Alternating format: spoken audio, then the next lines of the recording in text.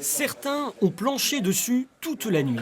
D'autres la découvrent sur leur téléphone à l'instant. La lettre aux Français d'Emmanuel Macron est au cœur des discussions de ces gilets jaunes et la copie du président les déçoit. Enfin, il n'écoute pas les revendications de tous les citoyens. Et, en fait, c'est lui qui pose des questions. Il devrait nous écouter au lieu de poser des questions. Depuis 3 semaines, ces gilets jaunes occupent un entrepôt. Ils y ont créé leur maison citoyenne, un lieu où tous les débats sont possibles, où on recrée le monde et la Constitution. Et est-ce que ça vaut peut-être le coup de d'élire par exemple 2 personnes mixtes? Ça veut dire un homme, une femme. Comme ça, tu as 2 voix. L'homme et la femme se complètent.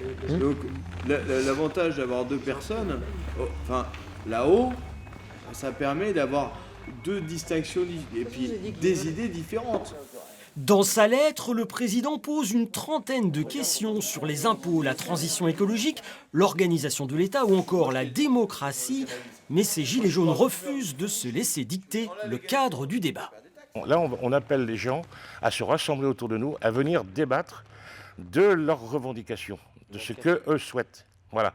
C'est pas ce que souhaite le président de la République et le gouvernement, c'est ce que le peuple souhaite. Le peuple souhaite davantage de solidarité, de démocratie et surtout une prise en compte de ses aspirations, mais une prise en compte réelle.